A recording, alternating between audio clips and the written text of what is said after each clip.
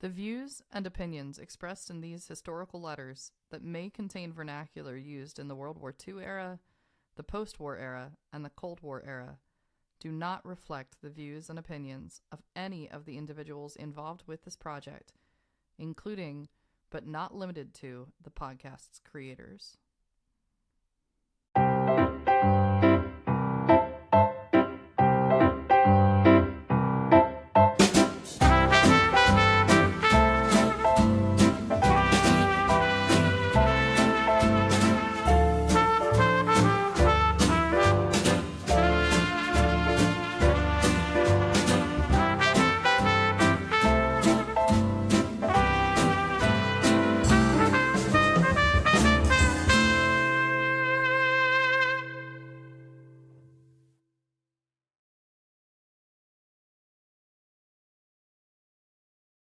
Good morning, Jamie.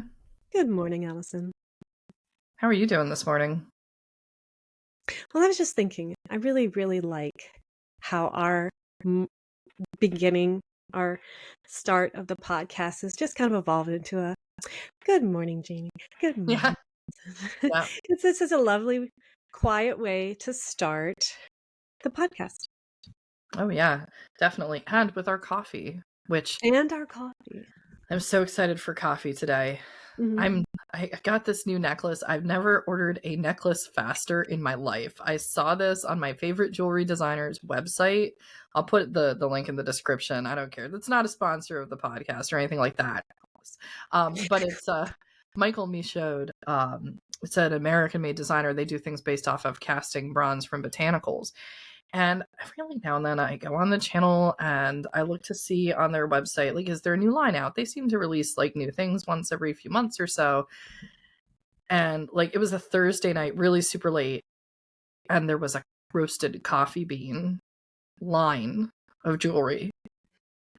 I've never ordered jewelry so fast. And this was the necklace I got, which are these cast bronze coffee beans. And some of them are plated in 24 karat gold, which is beautiful. Mm-hmm.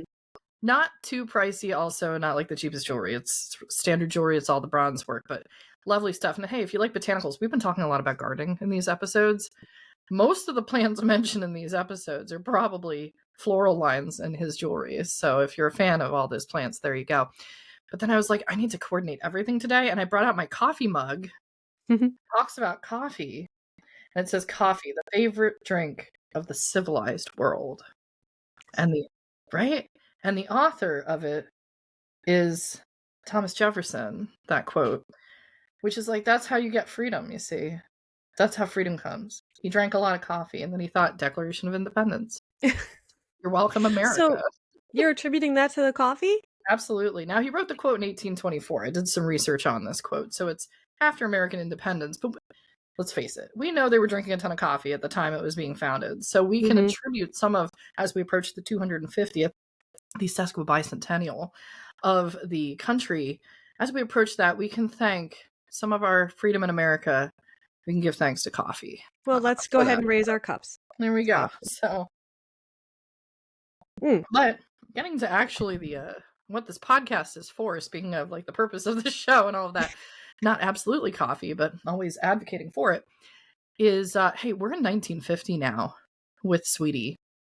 And we've seen some changes to home life with Sweetie, because a couple episodes ago we talked about Sweetie bought a television.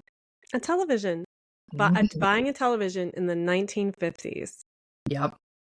Major. And we're going to get to some more content about the purchasing of television, about other people buying televisions, about the programming of the television today in this episode. So if you enjoyed that content, starting with episode 77 and heading into 78. In 78, we learned that little Lewis is watching puppet shows.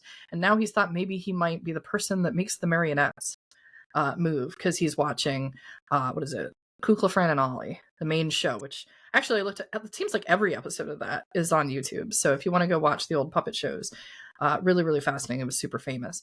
But today we're going to continue that storyline. We're going to talk more about the broadcast stations that were available at the time. So I love this natural progression because we get to hear more about what kind of programming is really out there and how they're getting the reception and who they're getting the reception from. And this is going to come from two different sides, because at the end of the letter today, or I'm sorry, at the end of the episode today, Jamie, there's a Chester letter. It's a Chester letter. Mm-mm. And it's a Yeah. good Chester letter too.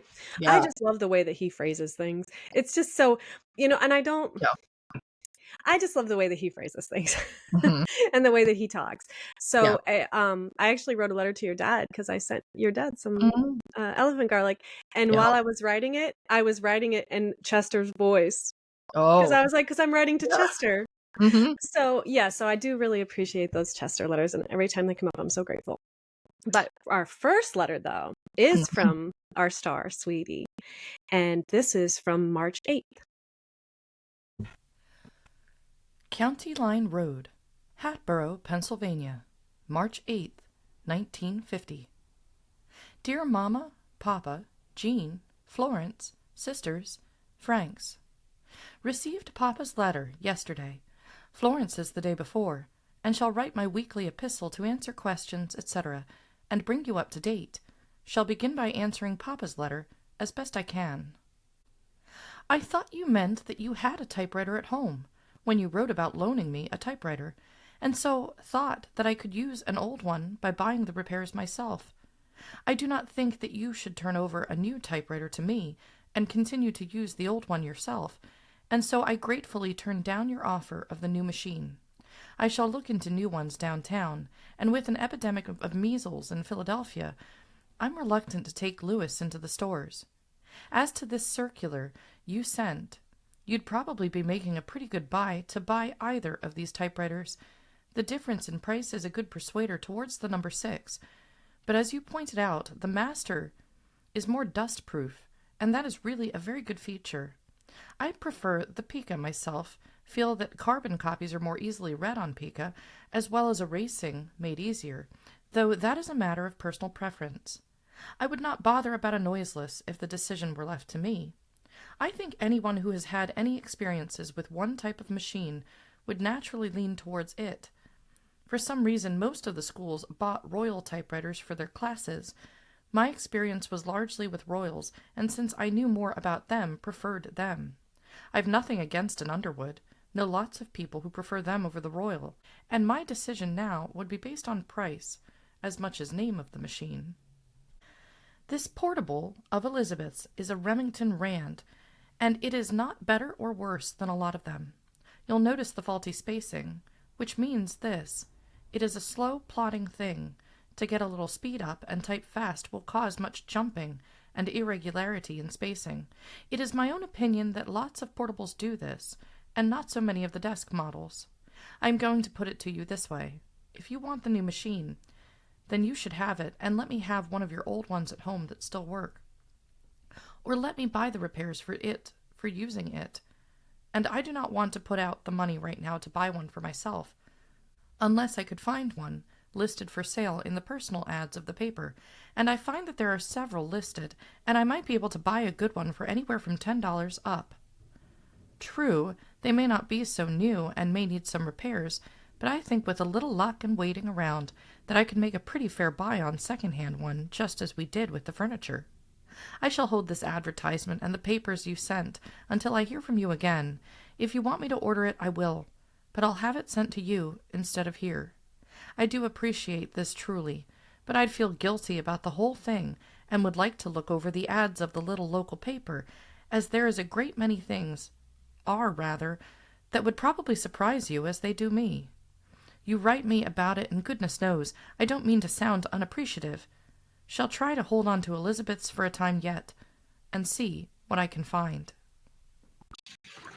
All right, and we're going to break here before we get into another big section of the content of the letter. But before we do, there's this amazing discussion that she goes into about typewriters, which is so critical to all of the content here, what she's using to write all the letters. So, Jamie, I wanted to get your reaction to this because as we were talking earlier, and for the people that are listening to the audio on the screen, I try to leave the typos in as they appear. And I'm going to actually look to put a picture and an image on this screen for our YouTube listeners of the actual letter, so you can see it there as well and see that it's genuine. There's things that, like, when she writes, which means this is put together, just for audio listeners, in spacing, the space is missing. She's talking about some of the errors that are resulting based on the kind of machine. The transcription on the screen tries to be genuine to the spacing that she was dealing with from the original.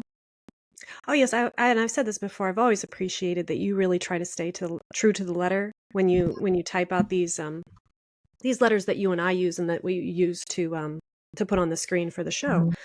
Mm-hmm. And it always had. She does have the spacing issues, and I would notice that those words would be together. And now I know why. It's because this is a portable. She Mm-hmm. has an incredible discussion. I mean, she already, she was in clerical work. Yep. So, of course, she has more experience with different machines and stuff. But this is an incredible discussion and reminds me of, like, even today, if we're like looking at cell phones and we're discussing different brands of, Yep. of a toaster oven or something, it's like cool. Mm-hmm. She knows all these different brands. And I have to say, too, when she talks about, I think it's right here. I say, oh, she's like, I'm going to search for ones that are for sale in the personal ads. Mm-hmm. And I might be able to buy a good one for anywhere from $10 up. I think she has just this internal drive to find a good deal. Yes, she does. And she's like, and I think when she gets the idea, like, oh, maybe I could just purchase one myself, like for a good price. I think that it's almost like a challenge to her. Right. Yeah. She gamifies finding a new typewriter and enjoys the hunt. She's getting like a dopamine hit from it. It is. It's like a dopamine hit. She loves it. So it's cool to see that, you see that in her. But yes, and so like this is a really cool discussion of, like wanting to find something, and typewriters it was more prevalent back then. It was like everybody had one or people had one, so this is like a TV. You got to find a really good one. Yeah. It was a fascinating discussion. Well, I think we also can't undervalue what it meant to go from handwritten letters to typewriters. But then you get to about the 1980s, and this is when word processors start to take over. Like, that's like sort of the bridge between typewriters and computers. We don't even talk about word processors anymore. But it's like, okay, we just need something with a screen, but we're not the computer yet. And that only really reigned for maybe like 10 years. Sweetie did have a word processor. I remember playing with her word processor as a kid. Oh my goodness. That we were typing on it. But the typewriter is really... how much credit to go from like one speed to things like doing carbons. This is before Xeroxes, like the ability to get multiple copies out of things. It's quite an advance. There's a phenomenal movie. If you're ever into the history of typewriters, I can't stress enough how important this film is. It's called California Typewriter. It's a documentary about typewriters. It gives you the history and sort of the status of like the repair shops that are still open. There's very few, and the people that still use them. One of the big people that interviews for this is Tom Hanks, because Tom Hanks is known to have the largest personal collection of typewriters, I think, in the world. He's like such a he's a huge typewriter buff. He writes all his replies, as he said in the film, to like emails on like a typewriter and sends it, because it's the way the typewriter makes you slow down and think about what you're doing as opposed to the instant reaction. Yes. Which tracks with the type of quality of letter that we're getting from Sweetie from a typewriter versus maybe some of the emails that we would write so quickly, even for business. So great movie. I totally recommend people checking that out. It's been out for a number of years now, but it gives you like a nice 2-hour overview of really all the types out there. You get to see a lot of different ones. You get the interview with Hanks and like why he uses it and what the current repairs are and how the repairs work. Because even finding the parts for some of these are tough. The other person that loved his typewriter was David McCullough, the Truman author. Yeah, he to the end of his life, he wrote all his books on the same typewriter. He never used a word processor or computer. He bought a backup, and he bought his first one used, right? Because things were built to last. They were. Yes, back then. Yes, things were built to last. And honestly, I gotta be honest with you. I'm kind of wanting a typewriter. Yeah, it's so satisfying too. Plus, you get the instant feedback of the sound. Oh yeah, and the ding. Yeah, the ding, like fantastic.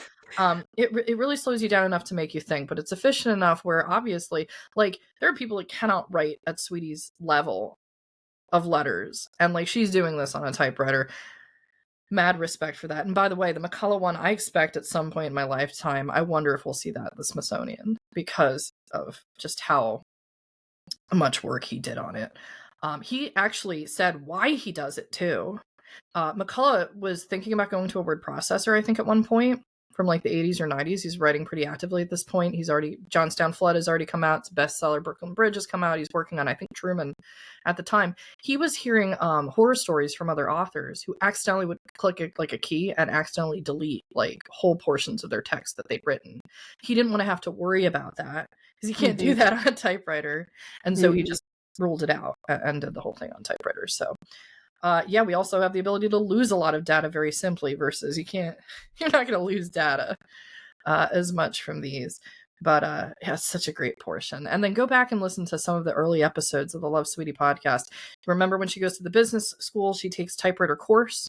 In one of the Parsons College episodes, she's in the typing class and she's distracted at the time. Oh, I remember that one. That was funny. She was in class and she's like, I'm going to write a letter. Yeah, it's really early. So if you missed that and you want some more typewriter content, there you go. And then, of course, when she gets to the offices at NIS Ottumwa, she's working on typewriters, as you said, the clerical work. So, oh man, it's such a great subject. But I love her discussion here. But this is not the main discussion of this episode, Jamie. We're going to let, just for our audience to know, the rest of this entire letter play out because she's going to get into a massive, I don't want to call it venting session, but large discussion on the other big technological advancement, which is the television. Right now, I want to talk to you about the television. I'm going to send Papa a clipping of the various sets and their prices, and he can, in turn, send them to Frank or Sister or any other interested party. We have seen several at this Lincoln Tire store, and they are nice-looking sets and in good working condition. That is, they present a nice picture. We did not see this particular model. It is an Olympic, and if you look it up in Consumers Union, you'll find it listed as acceptable. Well, as I said before, I think the television sets are changing too rapidly for Consumers Union to keep up with all of them. Lou has decided that he would buy an Olympic, but when we got there and started talking to the clerk, he said they wouldn't sell it on time, without the insurance policy and the outdoor antenna, but they'd sell it without the policy if it was a cash purchase. Well, we bought on time, and so buying from Lincoln Tire was out. Consumers Union says RCA is the best buy, but I wouldn't buy RCA if I could have afforded the difference in price. There seems to be a great amount of snow in the pictures. I'm convinced that we really did get a best buy. Elizabeth, who could buy almost any model she wanted to, and her father-in-law, who offered to buy them an RCA, decided she liked this one best, and bought it in preference to an RCA. You can't go into a store here, buy an RCA outright, even in cash, and get immediate delivery because the clerks explained it to us. RCA is busy shipping to the West like mad to make the opening markets, and as a result, delivery here in the East is about the slowest on an RCA. Ours has an inside antenna built right in, and almost every day, I'm surprised to see how good a picture we get on it, compared to an RCA we've seen up at the little store, where we went to see Joe. It is a 10-inch with outdoor antenna, and it is lousy compared to ours. We didn't buy the servicing and insurance policy, felt that it was too much tacked onto the price. We're exceedingly lucky to have a friend of Lou's give us a brand new outdoor antenna. So far it isn't up, and we're getting excellent reception aside from little snow and not quite enough contrast that we will get when it is installed. Notice that Lincoln doesn't give the name of the set, but we know it is Olympic since we've been there 3 or 4 times before we ever bought one. Note, too, this is a one-day sale, but they occur on an average of every 10 days to 2 weeks, and it would be easy to get one at almost any time. You should notice some difference of price on all of these, compared to how they're priced in Iowa. May I say that Lou has an in with some guy at the base who has an uncle or somebody in the business, and he can buy an outdoor aerial or antenna for something like $6, and the retail price is something like $20. What I'm trying to get at is this. Should you be interested in some of these or settle on any one of them, perhaps we could buy it cheap enough to warrant buying here and shipping to you. Or if you feel that there is too much danger of damage on the way, or would rather buy there, we might buy the aerial here. But you should think that over to suit yourself. Lou said to be sure and tell you about one program in particular called Crusade in Europe, a 25-week series at 7:30 each Sunday night, produced by The March of Time, a documentary on the European War and our entry into it. Narrated like The March of Time, it is a very fine program, has been on 2 weeks. We saw it for the first time Sunday night, and liked it very much. I shall also send you the week's programs, and you can get an idea of what we see. Shall comment a little on your remarks and Mama's RE television. I was bowled over by your saying you were buying a 16 or 20-inch tube. Egad! We thought we were going hog wild to buy a 12.5. We have a living room that is almost 17.5 feet long, and the 12.5 does beautifully. While we were shopping, we looked at a 16-inch, paced off the length of the living room to see how it would appear, and decided the 12.5 was fine. Price had a great deal to do with our decision, and if you want to get the 16, you'd probably be very well satisfied. But look over the 20-inch before you buy it. You may find it really is too big, like sitting too close to a movie. I think if we'd been able to afford it, we might have gotten a 16, but I don't remember looking at a 20-inch, and wonder if you would not be just as well satisfied with one like ours, instead of either the 16 or 20. Talk the size over with Frank, and remember, you're better off to sit back away from it than too close. Mama has a point when she said you resent interruptions, you like crime stories, and there are a lot of them. Suspense, The Clock, Escape, Man Against Crime. And while I haven't seen many of them, you do hate to be called away and miss out on it. Another thing, where I used to listen to the radio and darn socks or knit or something like that, when you look at television, that is all you can do. It consumes all your attention, and nobody even talks. Have heard many people complain of this same thing. You can do nothing but watch, and believe me, it is just like knitting. You just have to do it. Watch the clock until they start telecasting. I sit until I'm so tired and sleepy I can barely keep my eyes open, and still I just cannot go to bed for fear of missing something. We can't decide what station to turn on for which program, and so we are trying to switch around to find out which programs are best. Note from all the programs I sent that the supper hour is the time devoted to children, with puppet and marionette shows and the old movies, westerns, etc., and that sure is a sore spot around here. Since Lou wants to get supper over and be able to spend a leisurely night watching, Lewis can't be torn away from some of the kid shows, and it is a rare night that there isn't some bickering done like, "Mama!" My big reason was feeling guilty about spending money for a TV set, when we owed both you and Jean, and we couldn't afford to buy one. Another reason was that it was a luxury, and we're living close as we can right now. We couldn't pay cash, and I hated to buy on time. But gee, what a lot there is to it. Entertainment, educational programs, the latest news, films. Have seen only part of one Charlie Chaplin movie. You'll both like it more and more as you have it and look at it. But to me at least, Mama's reluctance is understandable. But mark my words, you'll find you do resent any interruption, and you've more to put up with than anybody else. What I do want and wish for is a freezer. I'm going to have a good garden, if I have to get underneath the seeds and push up the shoots. And oh, how I do wish for a freezer. I've spent so much time cutting out TV sets and studying this typewriter ad that I've run out of time, and I'm going to miss the mailman if I don't get this in the mail. Florence, thanks for your letter. I shall try to answer it very soon, and also answer Jean's. Papa, back to the typewriter. Let's not rush into this just now. Let me look around.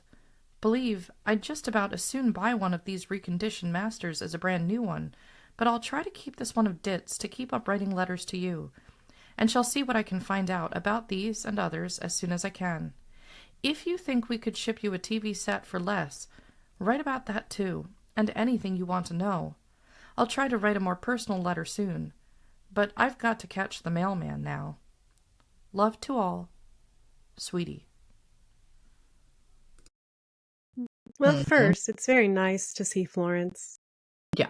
I know that Sweetie is really trying to maintain a relationship with Florence. That's her brother Bob's widow. Yep. So it's very nice to see that. And I can tell, too, when she writes her letters and she addresses them, she always starts with Mama and Papa. but then she will name her siblings, and she did name Florence before Sister of Frank. Mm-hmm. And I think that that's like a little nod to like, you sent me a letter, Yeah. and so I want to acknowledge you. And I thought Mhm. that was sweet. It is. This was a heck of a letter. Like, she's very much into researching all of these, like the Mhm. TVs. Yep. And her commentary on the TV is so interesting. It is. Because I do remember being a child, and I do sometimes, my kids will make fun of me for saying back in my day, but you couldn't just watch a TV show whenever you wanted. Right. It was that time and so she's seeing the problem with this, because they're showing TV shows during dinner time that Lewis Mm-hmm. Both of them. that Lewis wants to watch, and it's dinner time. Yeah. So like, that's causing a problem, because he's like, I want to watch this. It's my favorite show. And she's like, we got to eat dinner. And then Lou's over here like, I just worked on planes all day. I would love to sit here and watch my war shows. So, so it's kind of funny, because it's really like the problems that the TV does cause were immediate.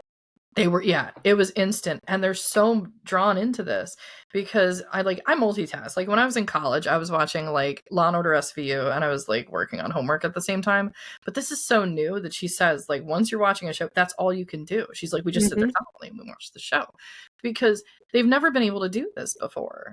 And then she notes specifically she has a fear of missing something. Like, you can't go back and be like, oh, they're going to rerun this thing. She says, what, Charlie Chaplin, she's watched part of the film.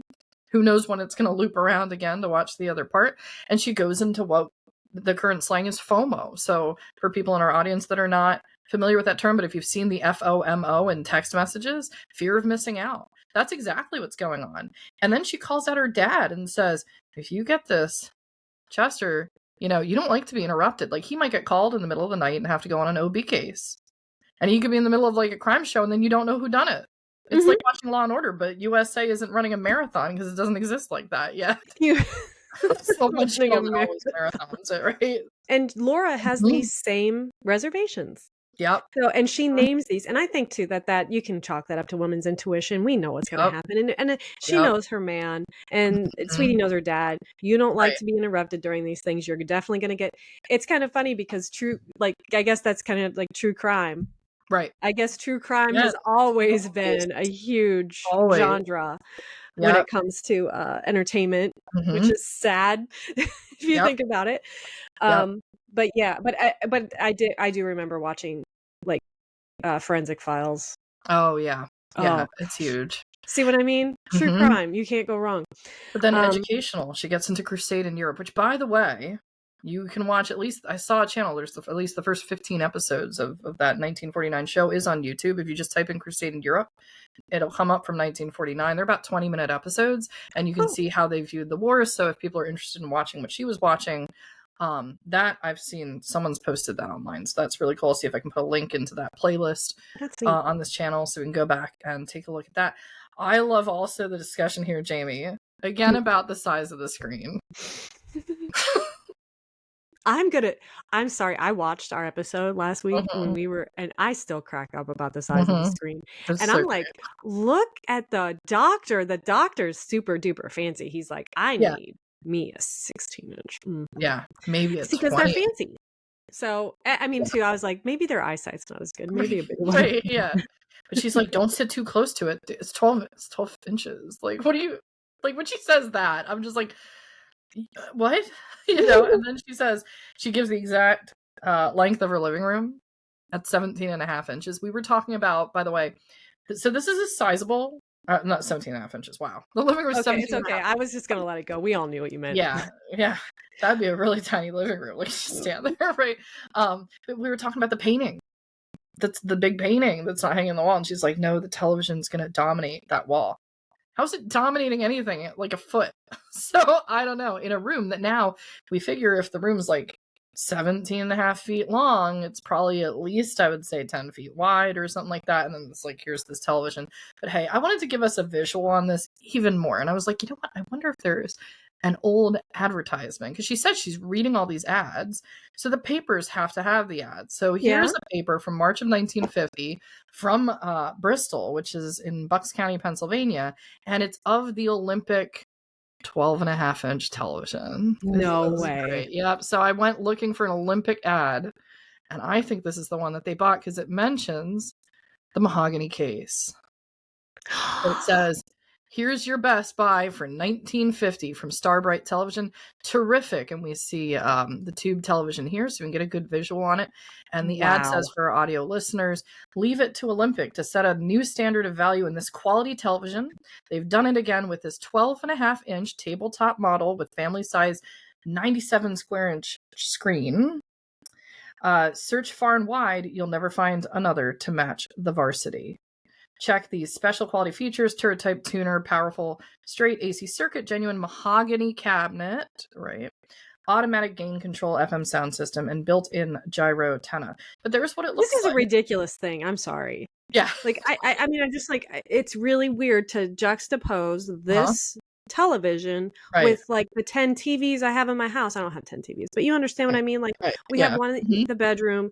My son has one. There's a giant one in the back. There's one in the living room. It's just, and then like my monitor is not a giant monitor, but this is way bigger than like my first TV.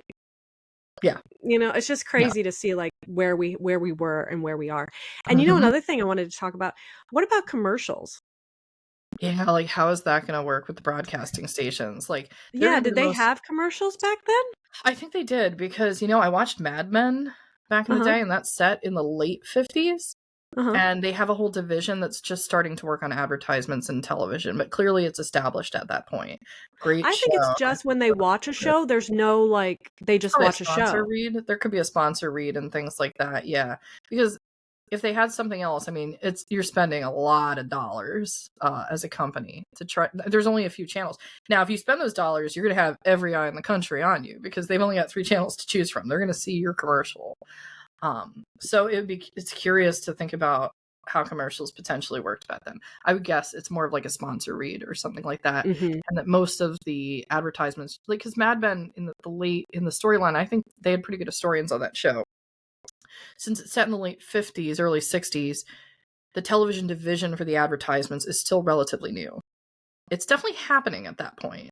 But it was building. People were realizing where it was going to go. We've also got the pricing here too, which is about the same price. I think she paid $169, I want to say, for hers. So it was probably, she said she got it on a sale.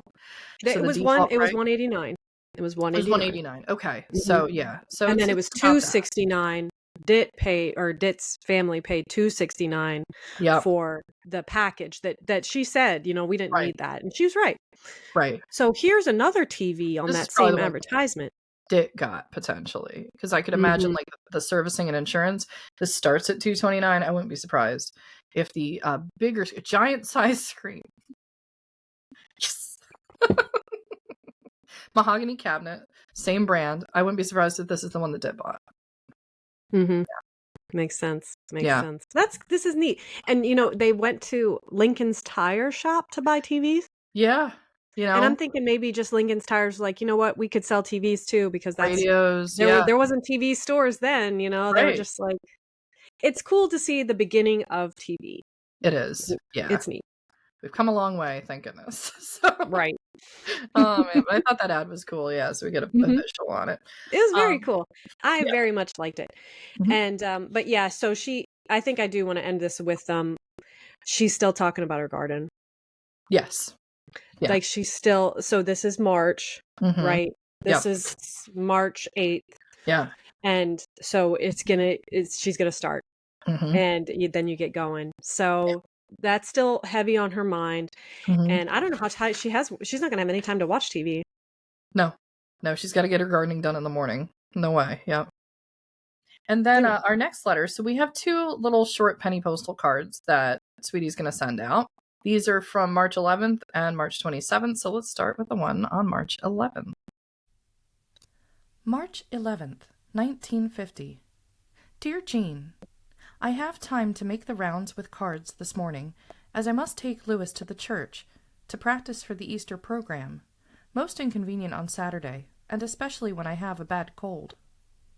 Heard from Marguerite and Joe, first in a long time, and was sorry to hear that Marguerite's mother has been in a cancer clinic for more than a month, with cancer of the tongue and throat. Would like to know if it can be definitely killed if caught in time.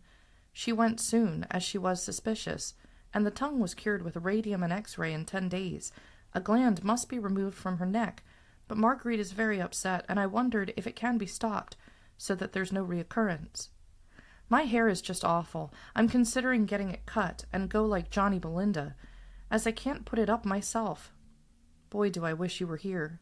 I may ask Dit to do it, but anything suits her, and I need someone particular like you. Work on the folks to come. I'll write soon. Sweetie. It always makes me sad whenever she misses Jean. Mm-hmm. And Yeah. it's kind of sad too, because she doesn't really have that sisterly relationship with Dit. No. You know, she's got her, and Dit's got her own things. She's got another kid coming, and she's got parties she's got to go to, and Yeah. she's got to wear a coat to things, and Yeah. so she's busy. Yeah. Dit's very much in her own world, so she's kind of like, and we know that Mrs. Rieselman, her neighbor, Yeah. is like, you're over there, I'm over here, we'll nod at each other, we can talk on occasion, but Right. she's like, I do like kind of like my own life, and I appreciate that about Mrs. Rieselman. Yeah. And then her other neighbor, she tried, Nothing. and there was not, but I appreciate the effort that she put in, but she's so lonely. It makes me so sad when she has these little letters. Yeah. At one point, she's glad she got the television, right? Because she doesn't really go out at night. I mean, their car. The last we heard about their car is he's hitchhiking to work because their car's in bad shape. So at least they have this sort of thing to fill the time that they're interested in. And I think that's a large motivator, actually, is because she's not going out and she's not socializing and doing things. Like, he knows people at the base. Yeah. But she doesn't have all these relationships. She avoided going to the New Year's thing. She was like, I don't know if I really want to go and even network. The other person that she's very connected to is Marguerite, is Joe's wife. And I feel like there's a better relationship between Sweetie and Marguerite than Sweetie and Dit. So when Marguerite comes to visit, they always have them over. You know, Joe and Lou are clearly palling around a lot, you know, as the two brothers. The brothers, yes. Yeah. But then we get this update about Marguerite's mother. And Marguerite's mother, we've learned a little bit about her. Like, to me, Marguerite's always a mysterious sort of character. She appears in the letters, but we don't know much about her backstory. We fill it in very, very gradually. Her mother's in Texas, and we start hearing that her mother's getting sick. This is going to be a big storyline that's going to run throughout the letters. She has a pretty severe cancer diagnosis, but she has a big tract of land in Texas, and then like she's got a lot to take care of. So we're going to see some content coming up where Sweetie's remarking on Marguerite having to go back and forth. Remember, Marguerite's in New York, so there's a lot of travel, checking in with Marguerite's mom, and this is one of the first mentions we hear that she's starting to get pretty seriously sick. So this, and you can see that she cares about Marguerite. Yeah, and I do remember too. Sydney traveled down there with Joe and Marguerite. They spent a month. Right. They spent time. Yeah, they were down there for a very long time, and so I wonder if maybe there was some problems. Yeah, we're going to get updates on Marguerite's mom throughout the story as we head into season 3. There's going to be more content about Marguerite moving back and forth. So one of the reasons I wanted to include this letter is because it makes one of the first mentions of it, because it's going to be a recurring matter that comes up. And those relationships. But then we do have another penny postal card sent to Jean from later in March. March 27th. 1950. Dear Jean, I aim to get at a family letter very soon, but have written 1 or 2 letters to the folks, plus a card or 2 in the meantime. I had a letter from Mama written without Papa knowing it, and it has so turned me inside out that I guess I shall have to come and go along on their trip and just forsake the garden and a good many plans I'd made. However, in spite of this, I feel that leaving Lou is bad enough, and I do not want to be gone at the hot season when he likes the shore, so I asked them to plan to go early in the summer, so I could be back here in good time. So far I haven't heard from them. Also told them our finances, and that they'd take the brunt of the expenses. I wish you'd work on them to go early before it gets too hot, for traveling, and perhaps I'd get back in time for a small late garden, if nothing else. I'll write soon. Love, Sweetie. So I read these letters beforehand, but I tell you what, the impact of listening to you read it, because we do know that Chester has been having some problems. Yeah. and that there has been some talk of her going on a small trip with them southwest. But Mm. the fact that she had a letter and said it turned her inside out. Ooh. Yeah, she's been pretty resolutive. She's not going to go see them this year. She's not going to go travel with them. She's focused on her garden. And then the last penny postal card, that was from March 11th. This is now March 27th. The space of time is about 2 weeks. That letter, whatever she wrote to them, she wrote to Laura, but she didn't write to Chester. Something was communicated within the last 2 weeks that has really shaken her resolve. Mm-hmm. Shaking it so much that she's like, okay, I guess I'll go. Oh, well, with the garden. And it's like, yo, you've been focused on the garden, sweetie, for like the last 5 letters or so. The big ones that she's written, like, here's all my plans and I need this. And then she wrote that big letter to Gene that said, 1, 2, 3, 4, 5. Here's all the reasons I'm not going. I'm not going. I'm not going. And then all of a sudden, this penny postal card, very quickly, she's like, yeah, I'm going to go. Something happened. Yeah. Like, ooh, behind the scenes, we get a hint of it that she wrote to Laura. And that phrase so turned me inside out. Yeah. Well, and I'm willing to bet that she didn't say a word to Lou about it. no, yeah, right? So now we know there's like secrets slightly being kept about what's going on in Lacona with Lou. I bet she didn't. Yeah, this was probably one of those hidden letters that didn't survive. So, yep. Well, but speaking of the man himself, yep. I'm very excited. Oh, yeah. Because we got a Chester letter coming up. Absolutely. And it's a nice one.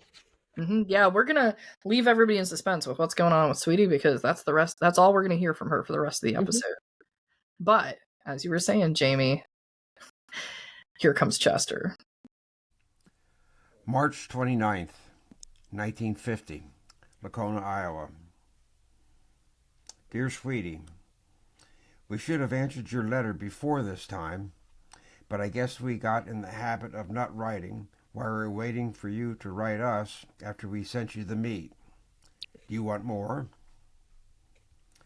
We were pleased that it reached you in good condition and somewhat surprised that it was not any more thawed than it was. Our snow is all gone, but it keeps threatening to pile up on us at every cloud that comes over. We will be glad that it will finally melt away and spring gradually come to stay. The weather has been both cold and cloudy. We have had high winds and much more than I can remember of us having for some long time. It will keep up for a couple days and an intervening night. We are glad that we have sold the calves and have not been out to the place since the day after we sold them. We will have to get out there the first warm day that the roads are okay. The Vitas Rippenberg gang went out and rousted out a couple of wolves and killed 2 old ones which were denned in the forest. We suspected that they did not get all of them at that, and think that more will be hunted before summer is over. All right, I wanted to pause here because before we get into some more content of Chester's letter, we have to talk about these wolves because it actually clarifies something that Sweetie mentioned in a letter of the previous episode. And I was going back into my book here to look for the particular line because Jamie and I were talking about it in advance of this episode. There's kind of a random part that happens in the letter, and this is the letter going back to February 28th of 1950. And something seemed very out of character for Chester, who has such a respect for nature. I mean, he takes pictures of spiders, right? Like, he doesn't want to kill insects. So, yeah, this is in episode 78, which is The Man Who Makes the Marionettes Work, in the letter from February 28th, 1950. And we paused in that episode as well to talk about this. Sweetie writes the following to the whole family. I don't share in whole your glee in baiting the dogs and then firing broadside at the unsuspecting critters. Could see Mama's silent disapproval and even shared it long distance. Someday you're going to be caught at it and be as much at a loss for explanation as you were at the scene of the fire, a word to the wise, and she trails off. This adds a lot of context as to what's going on. Chester is not just randomly like trying to bait wild dogs, it would seem, from the town. Mind you, this is a rural town. The agricoli are about. There's a lot of livestock, things like chickens. And what seems to be happening here is that people are concerned with wild wolves. which are denning in the forest nearby. So this adds a lot more to the story about Chester. Chester, being an honorary Agricola himself, obviously has a rifle of some sort at home. And he's kind of partaking in what the gang is doing with like these wild wolves, which he refers to as Sweetie refers to as the dogs of the previous episode. But this is more of like the protection of the livestock of the town. And it's unfortunate. I mean, like, we currently live, where like we wouldn't protect species. Like I know that there was like Yellowstone, I think, reintroduced wolves after a certain time, And yes, but wolves are giant, aggressive, and if they're getting to be so, I mean, there was actually a story. My brother told me there was a town, I believe it was in like Russia or like over like Eastern European, and a town that was terrorized by a giant pack of wolves for like a month. Like people couldn't leave their houses. Like it was literally, he watched this documentary, and I mean, they're incredibly intelligent. They work together, and if you have a giant wolf pack, I mean, clearly this was a problem. And we'll continue on from here. Frank has been working on our television set. He has it at his house and is adjusting it, and will bring it with him when he comes here to visit us within a few weeks. It is a set that we picked out of the Allied Radio Catalog Supplement, a 16-inch picture tube. We can use a 20-inch tube with it if we want to, but think the 16-inch will be okay to start with. I will try to build a cabinet for it, and suppose that it will be somewhat of an experimental set for some time. I believe we will be able to get fairly good reception here, as we have got some stations from Kansas City, and it is not thoroughly stated that it is good, but that depends upon who is getting over what set. There is no doubt that we will probably get much better reception when Des Moines stations are broadcasting. We will let you know more about it when we get some results in. We are glad that you ordered the typewriter, and probably you will have it in a few days after you get this letter. You should put it to all the tests, and if you are not satisfied with it, you are to return it to the dealer, as they are very anxious to satisfy you. You have 10 days to try it out. We wish that you would be as critical as you were with the shop in the city when you visited the Underwood agency there. You should get some good carbon paper and give us some idea of the number of good copies you can make with it. It might be that I can send you some typing to do with it. I believe that this machine that I have is about as good as you will get. It has been used for the past 9 years, and I believe it is as good today as it was the day I got it. I paid $45 for it, and think it was about the quality that you will get in the machine that you have ordered. The reason we desired you to go uptown was to note the condition of the used machines, so that you will really appreciate the one that you sent for. We think that you should keep the money that we sent you to investigate the machines, as you had to be out most of the day, and it took some expense for you to go to town to investigate it. I have oiled this machine and have some typewriter oil, and will clean it up and oil it. I have an extra bottle of it, and I will send it to you to care for this machine. You should have a cover for it and keep it on at all times when you're not using it. If you get it packed in a wood box, I believe you can find a good place for it, as it will serve well for storing things. There is only one thing that seems to be an objectionable characteristic of the Underwood machine, and that it has a fairly rigid touch. One has to push the key down quite a way, and it goes down without much elasticity or bounce, and is somewhat jarring. But the whole machine is sturdy and strong, and there is not much to give way. I wish that I was able to write with all 5 fingers on both hands.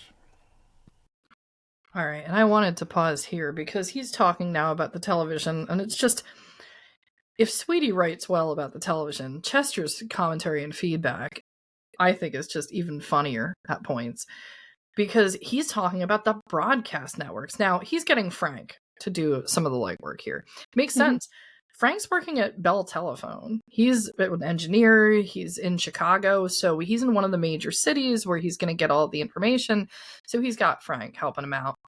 But I love the commentary we get about what was available. They have to tune into Kansas City really to get information coming across the stations, because he's saying, I was really not online with a local station from Des Moines yet.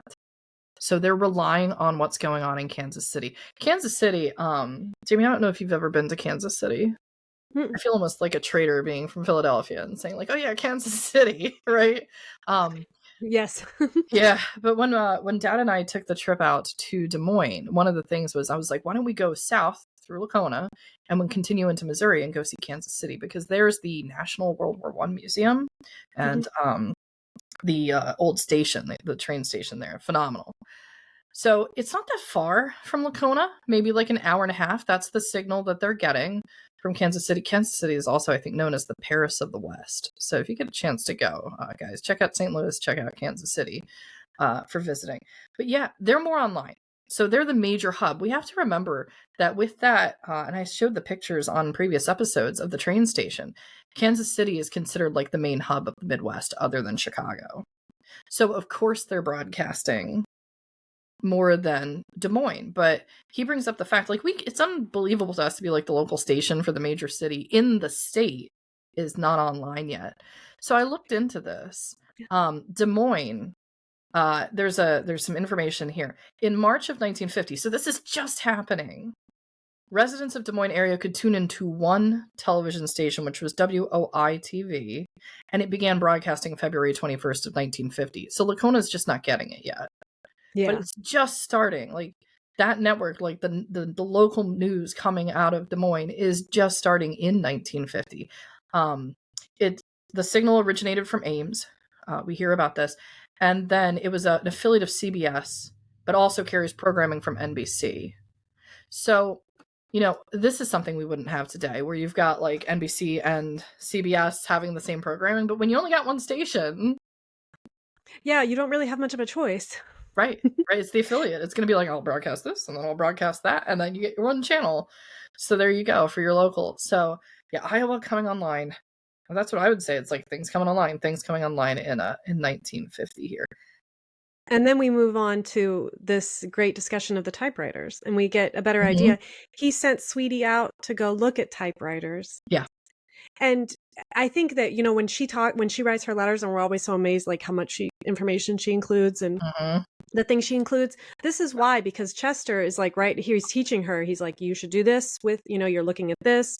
Make sure you put it in a box. Make sure you boil. Like he's very thorough with that, and I can see he passed that to her. She gets it from him. It's hard because it's hard without the context of Jean's letters yet to see how much of that translates down to Jean, but Jean's also naturally inquisitive. So the question is, who was more like their dad of all of the kids? Ooh. Right? 5 kids, and who's the most like Chester? I'm gonna bet it was Sweetie. Yep. I think you're right. It was Daddy's girl. I think it was the youngest child. So it remains to be seen. We'll go through a lot of content, but this is pointing at it. It's been some time since we were at Des Moines. I have several $100s to collect from Dr. McLean and some more from 2 other doctors besides. We were certainly benefited by the ill winds that blew us some good, if not every one that we operated upon. However, 2 of them had cancer and 1 of them died, and I expect that the one that lives in Milo will pass away within the coming 6 to 8 months. We think that you will have plenty of time to care for your early garden before you take a notion to come here, as some of the park areas are not open until the later part of June. And besides, the climate will be somewhat cool anyway. We will have to make somewhat of a trailer to take care of our baggage, and we'll have to plan to take along enough bedding. Wednesday morning. There is a red sunrise. I guess that means bad weather, rain or snow at least. This morning seems somewhat warmer at least. I feel a little loggy, as sleep was interrupted at 5:15 a.m.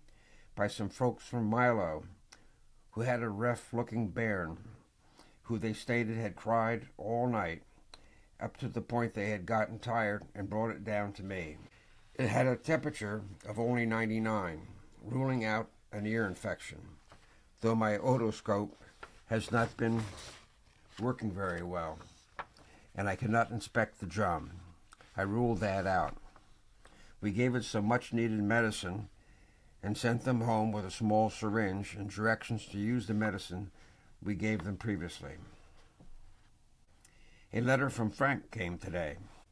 We are glad that Maida's sinus infection is better. I have used the same treatment on 3 different people, and if all have reported as have informed us, they have been relieved. I am somewhat impressed with the circular that Frank sent us in regard to the television set. He leaves a lot of information for us to gather when he brings it here. I hope that it will perform for us as it did for Frank. I feel that the bairns will compel them to get one.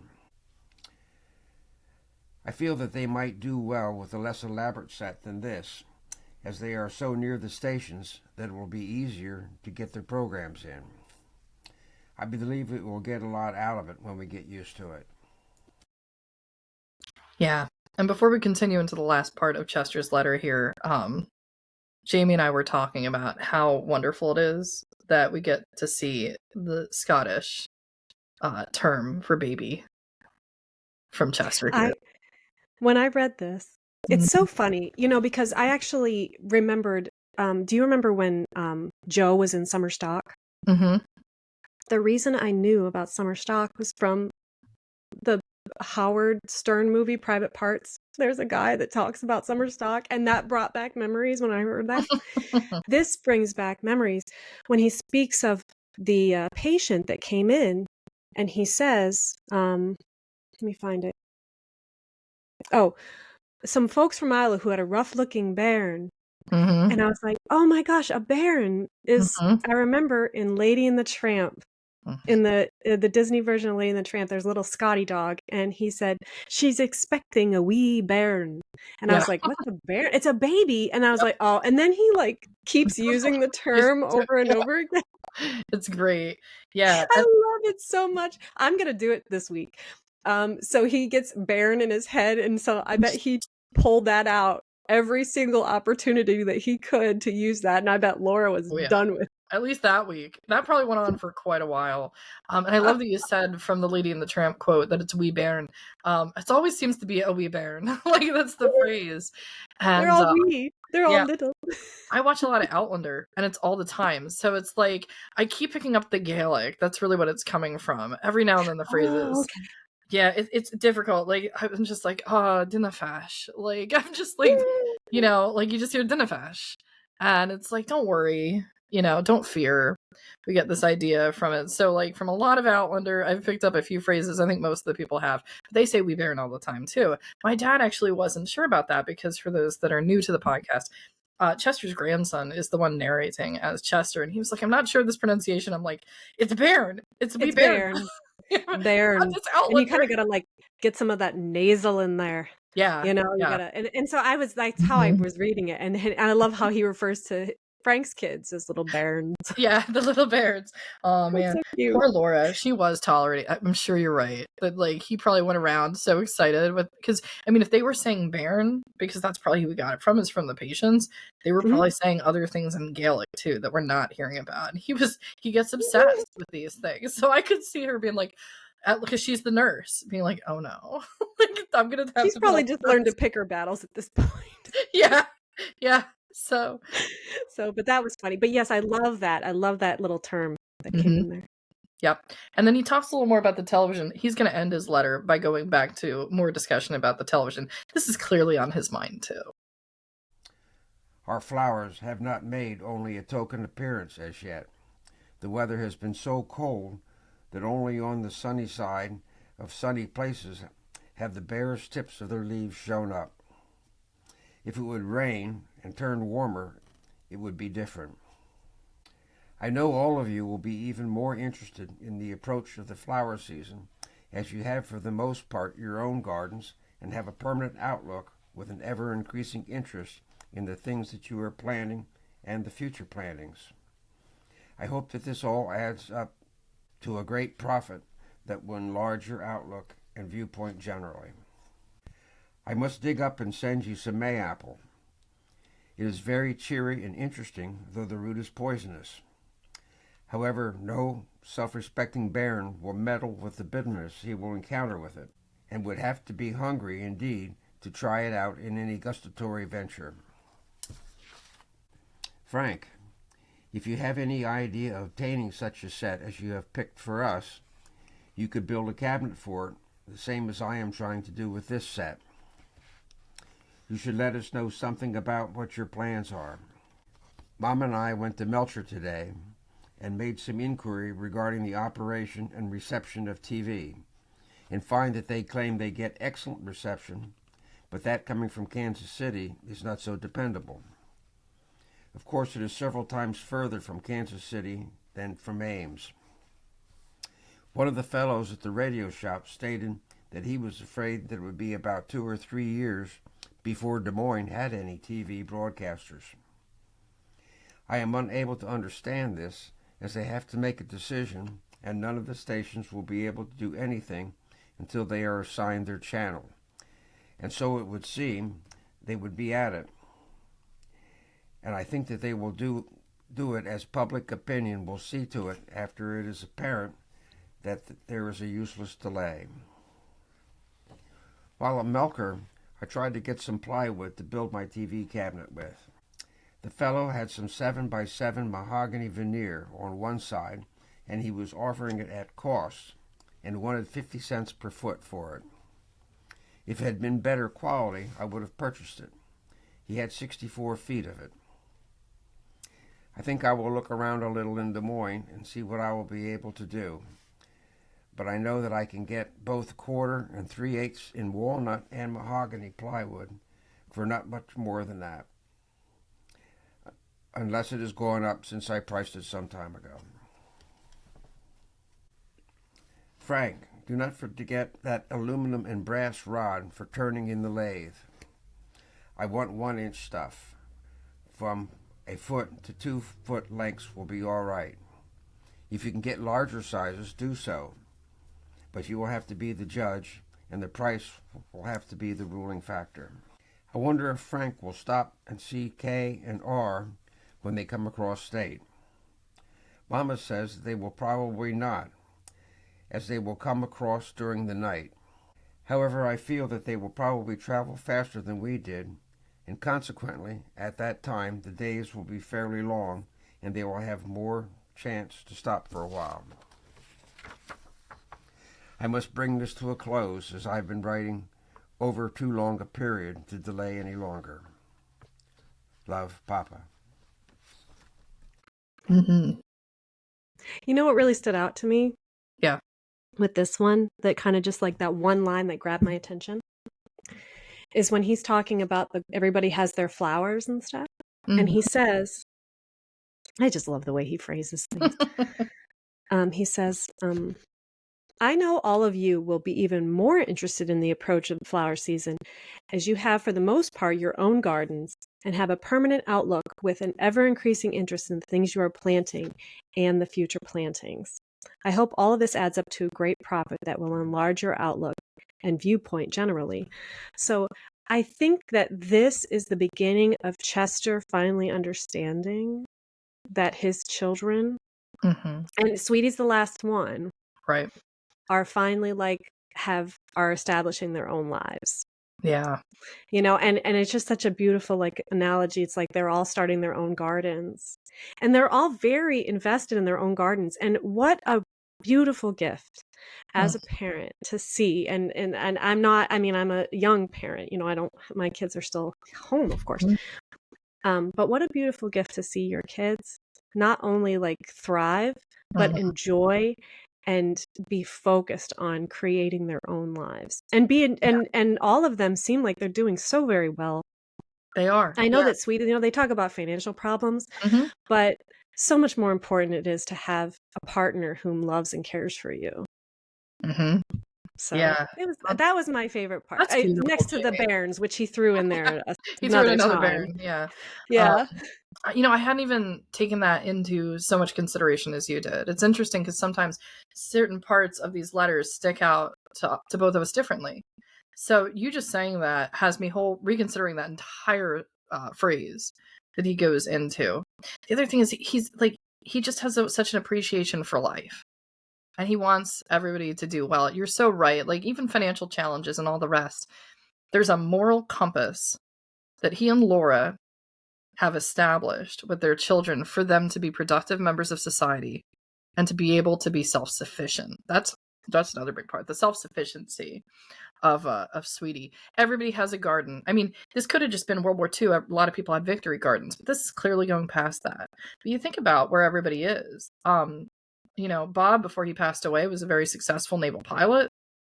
And his children are being brought up in the shadow of that by Florence, who in her own right, especially when we forget that Sweetie lived with Bob and Florence for about a few months there when she came east, that very much stayed with her, that there's a strong family unit there. Unfortunately for the loss of her brother Bob. Jean, productive member, nurse, working in industrial nursing, graduated nursing school, following in her mother's footsteps. Bill and Lizzie, sister, with the farmers, and he works at the big heavy manufacturing company. He had a whole industry there. And then Frank. We're going to hear a lot about the success story that is Frank. Frank is really going to make his way up the ranks of the Bell Telephone Company. Really successful engineer, worked in the service. Sweetie, working at the base. Right now, that experience of her deciding to go off on her own and do the business course and not staying at the liberal arts college, which Chester disagreed with at the beginning. He didn't want her to do it. She made the most of it. She really did. To the point of today, which is her recollections of working at the base are some of the only women's recollections of working at that Midwestern base. We know it because I've talked to the people out there in Ottumwa. He imparted such a sense of true living, and you calling out that section went right over my head when I was going through it. I think I was distracted by all the television stuff, to be honest. Well, it's all very interesting. So yes, I totally get that. But yeah, and you have definitely, don't worry. You've pointed out things to me that I'm like, oh, just see different things. So yeah. And that's why I think we work well together. Yeah. But was there anything else you wanted to before we close out? With the television, I just thought it was really funny that he's commenting that there's not going to be broadcasters for a few years. He's already criticizing Des Moines to be like, hey, get a move on, because you're going to lose the public. It's almost becoming political. Like their city, their capital is letting them down in Iowa time period. And it just reminded me of there was two things. It just reminded me of Jean being told by Sweetie, get off the fence, like pick a side. And I felt like this was Chester telling Des Moines, like, hey, get off the fence and pick a channel already so we can get going. Like, Iowa doesn't want to be left behind. He's that kind of sense of the letter. And I was glad he said it. And then the last part was he's building this cabinet. He's talking about all the wood and everything else. And all I can think is, when are you going to get to those chairs, sir? I was like, you know what? I'm going to be quiet. Yeah, I'm going to be quiet because they're never happening. And so maybe it's just best to move on from it. But yeah, I always think about those mahogany chairs. Yeah. And like and he's very good at like telling Frank, you should also build something. Yes. Sir. Yes, you should do this, sir. Yeah. I do kind of want to go back real quick what you said about the public opinion. Because he says here, it would seem that they would be at it. I think that they will do it as public opinion will see to it after it is apparent there's a useless delay. Yeah, like you're wasting time, the public's going to come after you. Yeah. This was a time when public opinion actually carried so much more weight. Yep. Because if you recall, and this was a very interesting episode with the rationing, rationing was so very unpopular that it was like basically, the kibosh was put on that as soon as it wasn't needed anymore because public opinion was not going to tolerate it. And he knows this. Public opinion would not tolerate you guys just hemming and hawing, right? Because we carry more weight. I don't think that we have that anymore. No, I don't think it's the power. Unfortunately, it should be that way. Where like eventually the public's like, hey, get a move on. There's services here that should be in place. I mean, You're paying taxes. You want your state government to be getting things done. They're going to be caught up with getting all these stations online. They need to be moving. And then also, there's also something we didn't bring up in the early letter from Sweetie, the first letter, and when she goes into her whole story with what's going on with the televisions, the stuff about RCA. We were talking about things coming online, right? And all of a sudden, she's like, you can't find an RCA in the East. Why? And if we go back to the phrase, you'll see that she says, the Western market. This isn't like Wall Street, the market waking up. The Western market is opening up, which means RCA is sending all of its televisions out to California. So this is the time period in which the West is starting to get broadcasting stations as well. So it's interesting to think that in Hollywood's central location, the broadcast and the network stations are just coming online in California at the same time period that he's hoping to get stations in Iowa. I mean, imagine how rapid this is going to be moving across to the point where a company, the one brand that I think everybody can remember is RCA, is not even sending anything to the entire East Coast. None to New York, none to nothing. And that's why they go with the Olympics. So just this idea of like everything coming awake with stations is so fascinating to me. But yeah, the public opinion, get off the fence, Des Moines. Pick your channel already. Chester's upset with you. He has to listen to Kansas City over there. You do not want to upset that man. Yep, you don't. So yes, but that was I really like ending on Chester letters. That was fun. But that was our last letter for this episode. And I can see already that there's some nice letters coming up next week. So I'm excited for that one. But we are done for today. We are done for today. Hey, everybody, please like, share, and subscribe to the Love Sweetie podcast on YouTube. Go ahead and click that subscribe button. Click the bell to be notified when there's new episodes available. Same thing, if you can follow to our new audio listeners, Spotify, Apple Music, all the other, or Apple Podcasts, all the channels that you listen on. Click subscribe, do that thing. That's great. Leave a review if you can, but we appreciate all of our audience here. Check out the website. I'll see if I can get the television ad on the website, that 1950 ad, so people can see what the Olympic looked like, the 12.5-inch screen. Yeah, let's appreciate the modern days. Check that out at www.lovesweetiepodcast.com, and we will be back next week with episode 80. Bye everyone.